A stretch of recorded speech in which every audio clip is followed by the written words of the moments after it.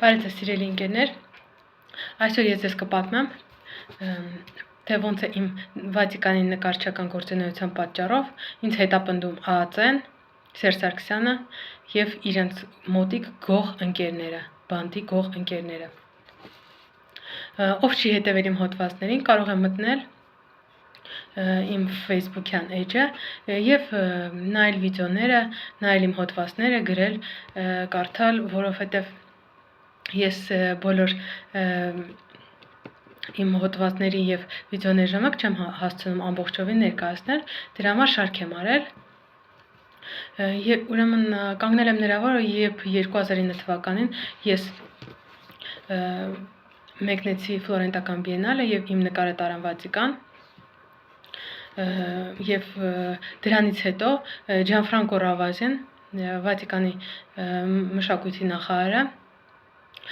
եկավ իմ հետևից Հայաստան, որպես նկարչի հետևից, և որպեսզի զակազներ պատվիրի ապագայում Վատիկանի համար և հրավիրի ինձ Վատիկան։ Սակայն Սերժ Սարգսյանը, իր բանդի ընկերները և ԱԱԾ-ն ինձ հաղորդեցին, որ այստեղից Վատիկան չեն գնում, և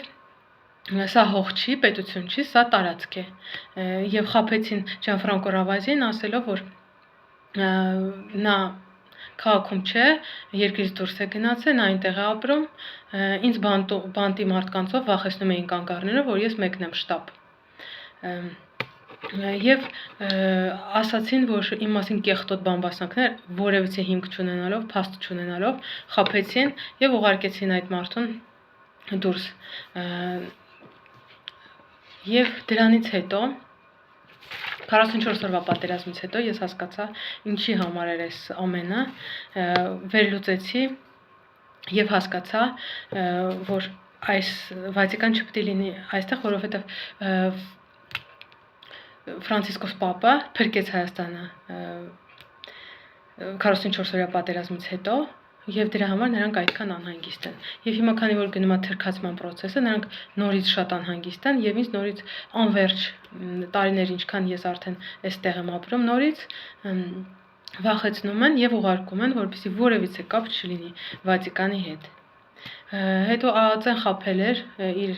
բանդի ընկերների և Սերժ Սարգսյանի հետ, որ ինչ-որ մեկն է ինձ կապել Վատիկանի հետ, իբրև թե նկարչական կապով ինչ-որ մեկը կապել է, բայց խաբել էին նրանք։ Այդ հարցում էր ռուսական սպեցսլուժբաներին և Վատիկանին, և տեղի ունեցավ հետաքննություն և ճշտվեց 100%-ով, ես ապացուցեցի, որ այդպիսի բան երբեք չի եղել, և ես իմ նկարչական տաղանդով եմ հասել այդ ամենին։ Ինչ վերաբերվում է ԱԱԾ-ին, քանի որ ԱԱԾ-ում անգամ տոպրակն է վաճառվում, ուր մնաց նկարչական տեղերը և նկարները, դրա համար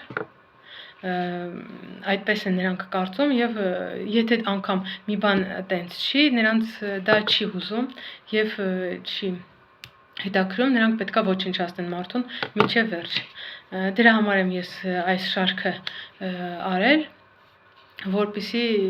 ինչ-որ ձևի պաշտպանված լինեմ։ Ես նայում եմ Facebook-յան իմ էջը, 1100 մարդ է նայում, օրինակ մի էջով,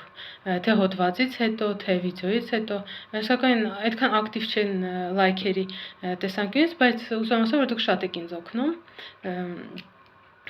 ձեր միայն նրանով, որ դուք արդեն գիտեք այս պատմությունը, ինձ շատ է օգնում։ Ես չեմ վախատվում, ուզում եմ ասեմ, և ես նկարում եմ և պայքարում եմ թրքացման դեմ։ Եվ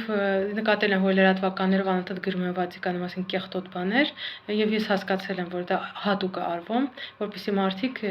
հավատան դրան։